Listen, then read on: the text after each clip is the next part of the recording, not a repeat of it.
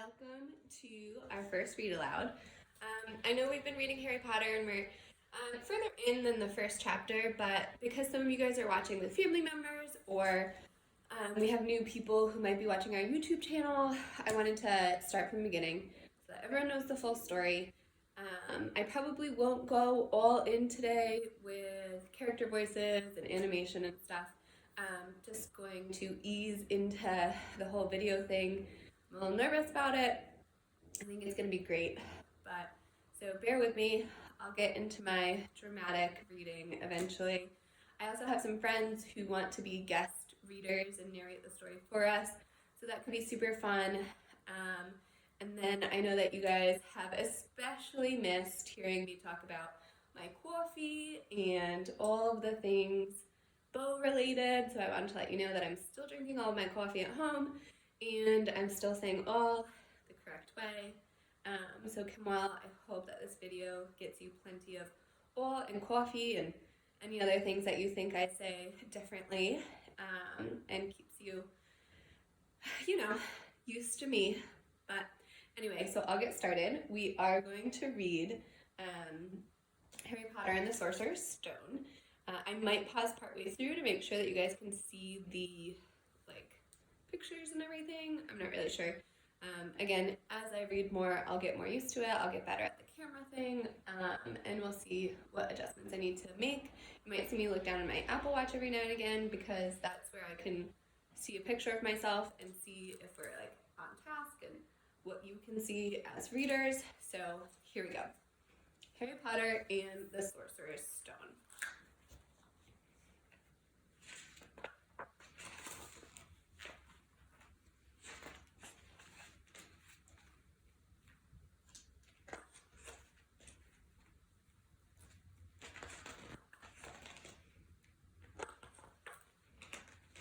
Chapter 1.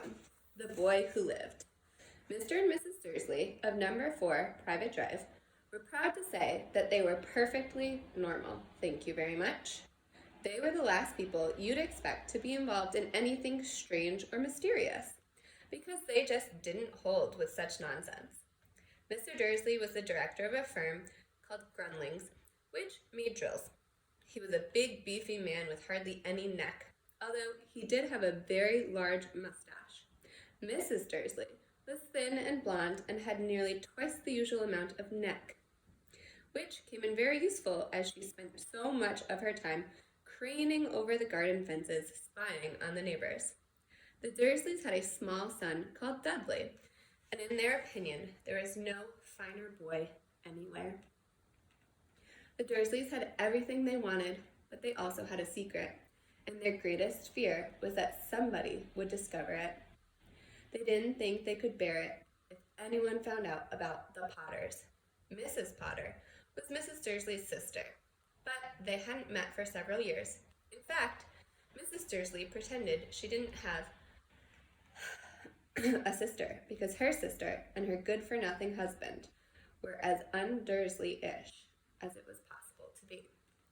The Dursleys shuddered to think what the neighbors would say if the Potters arrived in the street. The Dursleys knew that the Potters had a small son too, but they had never even seen him.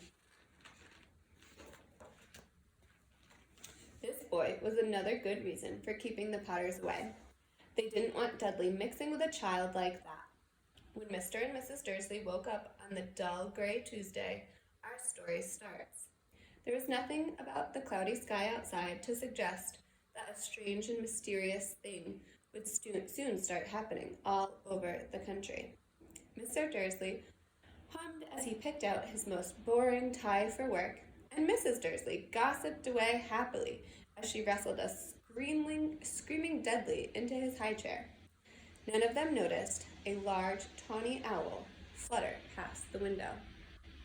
At 8:30, Mr. Dursley picked up his briefcase, tapped Mrs. Dursley on the cheek, and tried to kiss Dudley goodbye, but missed, because Dudley was now having a tantrum and throwing his cereal at the walls.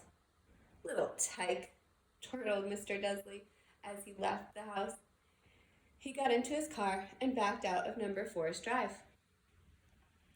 It was on the corner of the street that he noticed the first sign of something peculiar. A cat Reading a map? For a second, Mr. Dursley didn't realize that he had seen. Then he jerked his head around to look again. There was a tabby cat standing on the corner of Private Drive, but there wasn't a map in sight. What could he have been thinking? It must have been a trick of the light. Mr. Dursley blinked and stared at the cat. It stared back. As Mr. Dursley drove around the corner and up the road, he watched the cat in his mirror. It was now reading the sign that said Private Drive. No, looking at the sign. Cats couldn't read maps or signs. Mr. Dursley gave himself a little shake and put the cat out of his mind. As he drove towards the town, he thought of nothing except a large order of drills he was hoping to get that day. But on the edge of town, drills were driven out of his mind by something else. As he sat in the usual morning traffic jam, he couldn't help noticing that there seemed to be a lot of strangely dressed people about. People in cloaks. Mr. Dursley couldn't bear people who dressed in funny clothes, the get-ups you saw on young people. He supposed this was some stupid new fashion. He drummed his finger on the steering wheel, and his eyes fell on a huddle of these weirdos standing quite close by. They were whispering excitedly together. Mr. Dursley was enraged to see that a couple of them weren't young at all. Why, that man had to be older than he was, and wearing an emerald green cloak. The nerve of him. But then it struck Mr. Dursley that this was probably some silly stunt. These people were obviously collecting for something. Yes, that would be it. The traffic moved on, and a few minutes later, Mr. Dursley arrived in the Grunnings car park, his mind back on drills. Mr. Dursley always sat with his back to the window in his office on the 9th floor. If he hadn't, he might have found it harder to concentrate on drills that morning. He didn't see the owls swooping past in broad daylight, though people down on the street did. They pointed and gazed open-mouthed as the owl after owl sped overhead. Most of them had never seen an owl, even at nighttime. Mr. Dursley, however, had a perfectly normal, owl-free morning. He yelled at 5 different people, he made several important telephone calls, and shouted a bit more. He was in a very good mood until lunchtime, when he thought he'd stretch his legs and walk across the road to buy himself a bun from the baker's opposite. He'd forgotten all about the people in cloaks until he passed a group of them next to the baker's. He eyed them angrily as he passed. He didn't know why, but they made him uneasy. This lot were whispering excitedly, too, and he couldn't see a single collecting tin. He was on his way back past them, clutching a large donut in a bag, that he caught a few words of what they were saying. The Potters, that's right, that's what I heard. Yes, their son, Harry. Mr. Dursley stopped dead.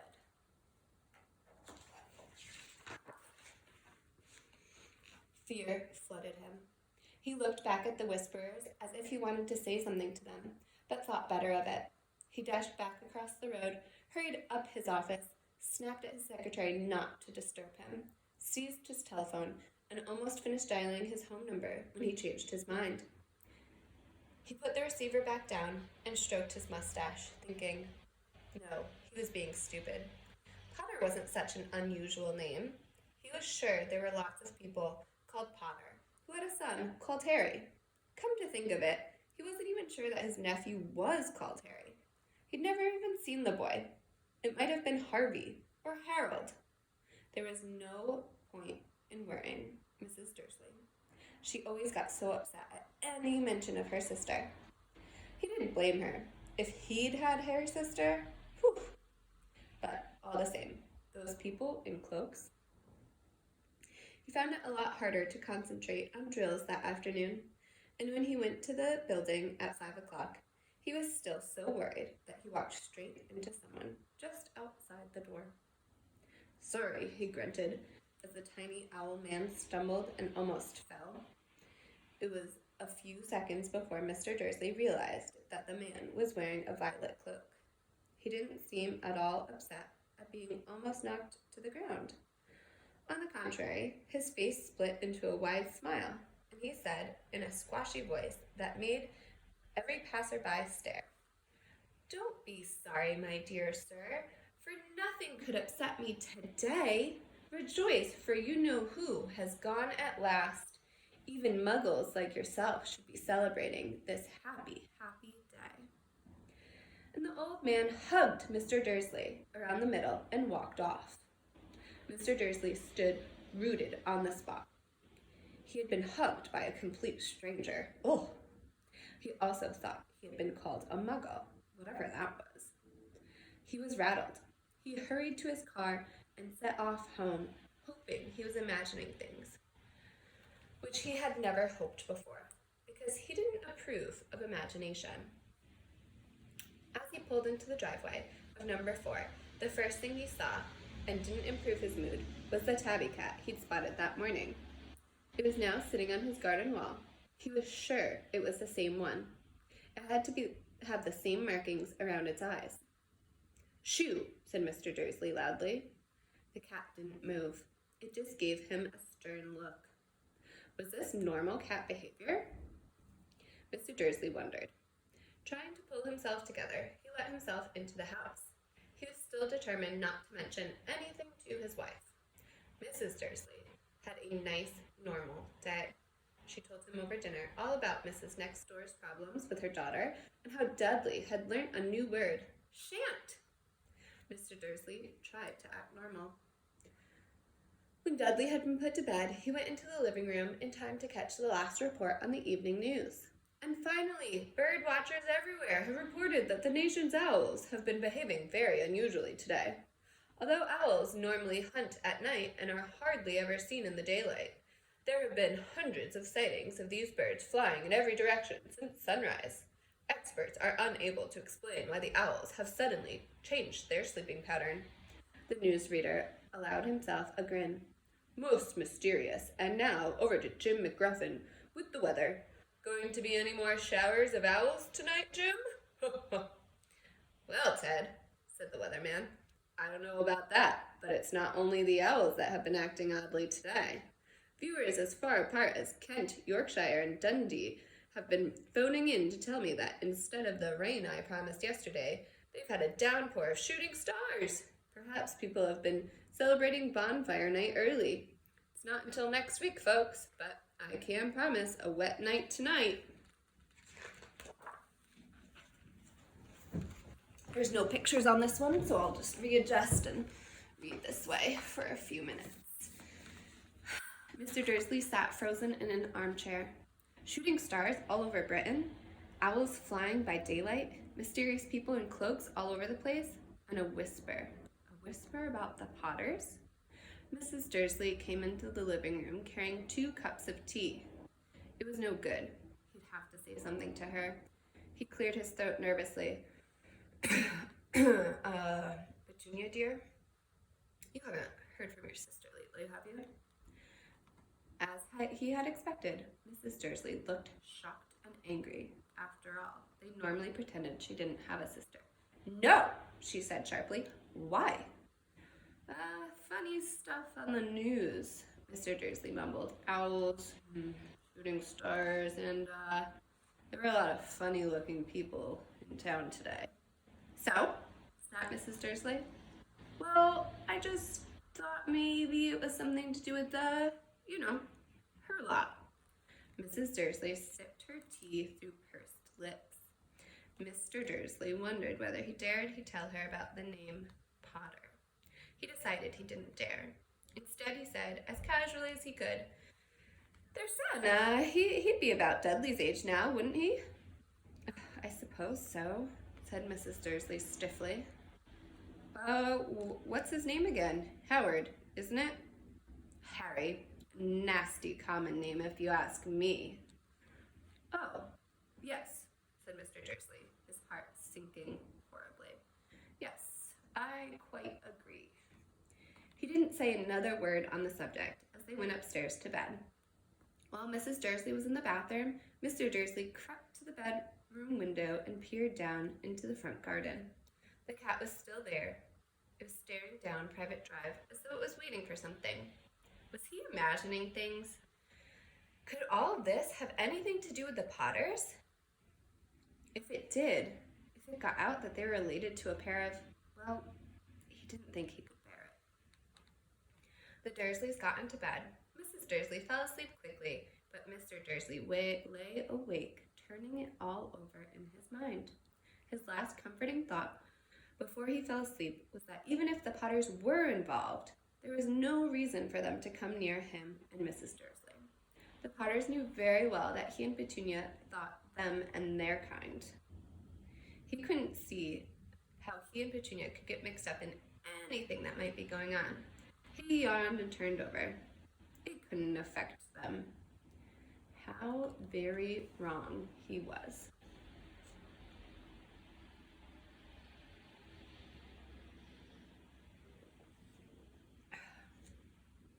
Mr. Dursley might have been drifting into an uneasy sleep, but the cat on the wall outside was showing no sign of sleepiness. It was sitting as still as a statue, its eyes fixed unblinkingly on the far corner of Private Drive. So it didn't as so much as quiver when a car door slammed on the next street, nor when two owls swooped overhead. In fact, it was nearly midnight before the cat moved at all. A man appeared on the corner the cat had been watching. Appeared so suddenly and silently, you'd have thought he just popped out of the ground. The cat's tail twitched and its eyes narrowed. Nothing like this man had ever been seen on Private Drive. He was tall, thin, and very old, judging by the silver of his hair and beard, which were both long enough to tuck into his belt. He was wearing long robes, a purple cloak which swept the ground, and high-heeled buckled boots. His blue eyes were light, bright, and sparkling behind half-moon spectacles, and his nose was very long and crooked, as though it had been broken at least twice. This man's name was Albus Dumbledore. Albus Dumbledore didn't seem to realize that he had just arrived in a street where everything from his name to his boots was unwelcome. He was busy rummaging through his cloak, looking for something. But he didn't seem to realize he was being watched, because he looked up suddenly at the cat, which was still staring at him from the other end of the street. For some reason, the sight of the cat seemed to amuse him. He chuckled and muttered, "Ha! I should have known." He had found what he was looking for in his inside pocket. It seemed to be a silver cigarette lighter. He flicked it open, held it up in the air, and clicked it. The nearest street lamp went out with a little pop. He clicked it again. The next lamp flickered into darkness. 12 times he clicked the put-outer, until the only lights left in the whole street were two tiny pinpricks in the distance, which were the eyes of the cat watching him. If anyone looked out their window now, even beady-eyed Mrs. Dursley, they wouldn't be able to see anything that was happening down on the pavement. Dumbledore slipped the put-outer back inside his cloak and set off down the street towards number 4, where he sat down on the wall next to the cat. He didn't look at it, but after a moment he spoke to it. "Fancy seeing you here, Professor McGonagall." He turned to smile at the tabby, but it had gone. Instead, he was smiling at a rather severe-looking woman who was wearing square glasses, exactly the shape of the markings the cat had around its eyes. She, too, was wearing a cloak, an emerald one. Her black hair was drawn into a tight bun. She looked distinctly ruffled. "How did you know it was me?" she asked. "My dear Professor, I've never seen a cat sit so stiffly." "Well, you'd be stiff, too, if you'd been sitting on a brick wall all day," said Professor McGonagall. "All day? When you could have been celebrating? I must have passed a dozen feasts and parties on my way here." Still no pictures, friends. Professor McGonagall sniffed angrily. "Oh, yes, everyone's celebrating all right," she said impatiently. "You'd think they'd be a bit more careful, but no, even the Muggles have noticed something's going on. It was on their news." She jerked her head back at the Dursleys' dark living room window. "I heard it. Flocks of owls shooting stars. Well, they're not completely stupid. They were bound to notice something. Shooting stars down in Kent? I'll bet it was Daedalus Dingle. He'd never had much sense." "You can't blame them," said Dumbledore gently. "We've had precious little to celebrate for 11 years. I know that, said Professor McGonagall irritably, but it's no reason to lose our heads. People are being downright careless out in the streets in broad daylight, not even dressed in muggle clothes, swapping rumors. She threw a sharp, sideways glance at Dumbledore, here, as though hoping he was going to tell her something. But he didn't, so she went on. A fine thing it would be if on the very day you-know-who seems to have disappeared at last, the Muggles found out about us all. I suppose he really has gone, Dumbledore? It certainly seems so, said Dumbledore. We have so much to be thankful for. Would you care for a sherbet lemon? What? A sherbet lemon. They're kind of muggle sweet I'm rather fond of. No, thank you, said Professor McGonagall coldly, as though she didn't think this was the moment for sherbet lemons. As I say, even if you-know-who has gone. My dear Professor, surely a sensible person like yourself can call him by his name. All this you-know-who nonsense, for 11 years, I've been trying to persuade people to call him by his proper name, Voldemort. Professor McGonagall flinched, but Dumbledore, who was unsticking 2 sherbet lemons, seemed not to notice. It all gets so confusing. If we keep saying you-know-who, I've never seen any reason to be afraid of saying Voldemort's name. I know you haven't, said Professor McGonagall, sounding half exasperated, half admiring. But you're different. Everyone knows you're the only one you-know-who. Oh, all right, Voldemort was frightened of. Oh, you flatter me, said Dumbledore calmly. Voldemort had powers I will never have. Only because you're too, well, noble to use them. It's lucky it's dark. I haven't blushed so much since Madame Pomfrey told me she liked my new earmuffs. Professor McGonagall shot a sharp look at Dumbledore and said, The owls are nothing to the rumors that are flying around. You know what everyone's saying? About why he's disappeared? About what finally stopped him? It seemed Professor McGonagall reached the point she was most anxious to discuss. The real reason she had been waiting on a cold, hard wall all day, for neither as a cat nor as a woman had she fixed Dumbledore with such a piercing stare as she did now. It was plain that whatever everyone was saying, she was not going to believe it until Dumbledore told her it was true. Dumbledore, however, was choosing another sherbet lemon and did not answer. What they're saying, she pressed on, is that last night Voldemort turned up in Godric's Hollow. He went to find the Potters. The rumor is that Lily and James Potter are that they're dead. Dumbledore bowed his head. Professor McGonagall gasped. Lily and James? I can't believe it. I didn't want to believe it. Oh, Albus. Dumbledore reached out and patted her on the shoulder. I know, he said heavily. Professor McGonagall's voice trembled as she went on. That's not all. They're saying he tried to kill the Potter's son, Harry. But he couldn't. He couldn't kill that little boy. No one knows why or how. But they're saying that when he couldn't kill Harry, Voldemort's power somehow broke, and that's why he's gone. Dumbledore nodded glumly. It's true? Faltered Professor McGonagall. After all he's done, all the people he's killed, he couldn't kill a little boy? It's just astounding. Of all the things to stop him.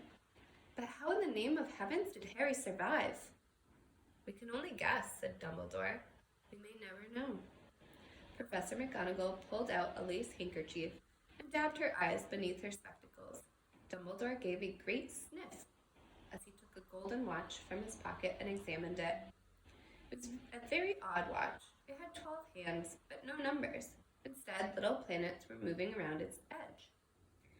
It must have made sense to Dumbledore, though, because he put it back in his pocket and said, Hagrid is late. I suppose it was he who told you I'd be here, by the way. Yes, said Professor McGonagall. I don't suppose you're going to tell me why you're here, of all places? I've come to bring Harry to his aunt and uncle. They're the only family he has left now. No, you don't mean, you can't mean the people that live here, cried Professor McGonagall, jumping to her feet and pointing at number 4. Dumbledore, you can't. I've been watching them all day. You couldn't find two people who are less like us. And they've got this son. I saw him kicking his mother all the way up the street, screaming for sweets. Harry Potter can't come here to live. It's the best place for him, said Dumbledore firmly. His aunt and uncle will be able to explain everything to him when he's older. I've written them a letter. A letter? Repeated Professor McGonagall, faintly, sitting back down on the lawn. Really, Dumbledore, you think you can explain all of this in a letter? Those people will never understand him. He'll be famous, a legend. I wouldn't be surprised if today was known as Harry Potter Day in the future. There will be books written about Harry. Every child in our world will know his name. Exactly, said Dumbledore, looking very seriously over the top of his half-moon glasses. It would be enough to turn any boy's head. Famous before he can walk and talk. Famous for something he won't even remember. Can't you see how much better off he'll be growing up away from all of that until he's ready to take it? Professor McGonagall opened her mouth, changed her mind, swallowed, and then said, Yes, you're right, of course. But how is the boy getting here? Dumbledore. She eyed his cloak suddenly, as though she thought maybe he might be hiding Harry underneath it. Hagrid's bringing him. You think it was wise to trust Hagrid with something this important? I would trust Hagrid with my life, said Dumbledore. I'm not saying his heart isn't in the right place, said Professor McGonagall grudgingly, but you can't pretend he's not careless. He does tend to... What was that? A low, rumbling sound had broken the silence around them. It grew steadily louder as they looked up and down the street for some sign of headlight. It swelled to a roar as they both looked up at the sky, and a huge motorbike fell out of the air and landed on the road in front of them. If the motorbike was huge, it was nothing to the man standing astride it. He was almost twice as tall as a normal man and at least 5 times as wide. He looked simply too big to be allowed, and so wild. Long tangles of bushy black hair and a beard that hid most of his face. He had hands the size of dustbin lids, and his feet in their leather boots were like baby dolphins. In his vast muscular arms, he was holding a bundle of blankets. Hagrid, said Dumbledore, sounding relieved. At last. And where did you get that motorbike? Borrowed it, Professor Dumbledore, sir, said the giant, climbing carefully off the motorbike as he spoke. Young Cyrus Black let me have it. I've got him, sir. No problems, were there? No, sir. House was almost destroyed, but I got him out all right before the muggles started swarming around. He fell asleep as we was flying over Bristol. Dumbledore and Professor McGonagall bent forward over the bundle of blankets. Inside, just visible, was a baby boy, fast asleep. Under the tuft of jet black hair over his forehead, they could see a curiously shaped cut, like a bolt of lightning. Is that where? Whispered Professor McGonagall. Yes, said Dumbledore.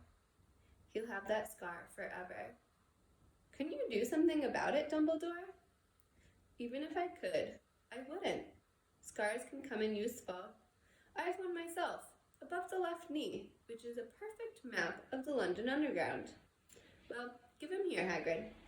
We'd better get this over with. Dumbledore took Harry in his arms and turned towards the Dursleys' house.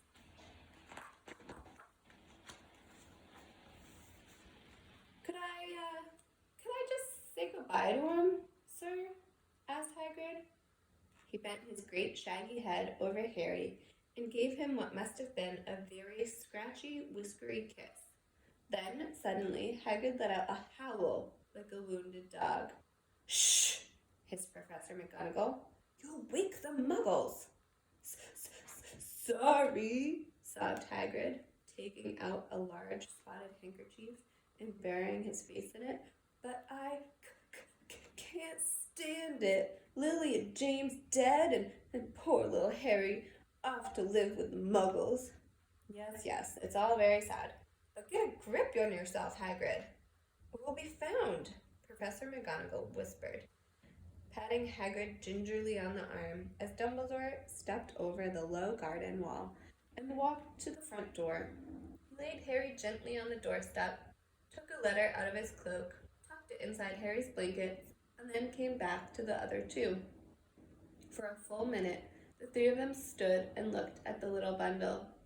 Hagrid's shoulders shook, Professor McGonagall blinked furiously, and the twinkling light that usually shone from Dumbledore's eyes seemed to have gone out. Well, said Dumbledore finally, that's that. We've no business staying here. We may as well go and join the celebrations. Yeah, said Hagrid in a very muffled voice. I'd best get this bike away. Good night, Professor McGonagall. Professor Dumbledore, sir. Wiping his streaming eyes on his jacket sleeve, Hagrid swung himself onto the motorbike and kicked the engine to life. With a roar, it rose into the air and off into the night. I shall see you soon, I expect, Professor McGonagall, said Dumbledore, nodding to her. Professor McGonagall blew her nose in reply. Dumbledore turned and walked back down the street. On the corner he stopped and took out the silver put-outer. He clicked it once, and 12 balls of light sped back to their street lamps so that Private Drive glowed suddenly orange, and he could make out a tabby cat slinking around on the corner at the other end of the street. He could just see the bundle of blankets on the step of number 4. Good luck, Harry, he murmured. He turned on his heel, and with a swish of his cloak, he was gone. A breeze muffled the neat hedges of Private Drive, which lay silent and tidy under the inky sky. The very last place you would expect astonishing things to happen. Harry Potter rolled over inside his blankets without waking up. One small hand closed on the letter beside him, and he slept on, not knowing he was special, not knowing he was famous, not knowing he would be woken in a few hours' time by Mrs. Dursley's scream as she opened the front door to put out the milk. Nor he would spend the next few years being prodded and pinched by his cousin Dudley. He couldn't know that this very moment, people meeting in secret all over the country were holding up their glasses and saying in hushed voices, "To Harry Potter, the boy who lived." Tomorrow I'll read Chapter 2, The Vanishing Glass. So thank you guys for joining me. I hope you enjoyed listening to Harry Potter. Let me know if I need to get closer with the pictures of the book, or if there's a better way for me to do it. Again, this is just to read aloud for you guys to enjoy and get some sense of normalcy back and listen to a nice story throughout the next few weeks while we're off. So I hope you enjoyed it, and I'll post another chapter tomorrow. Have a great day.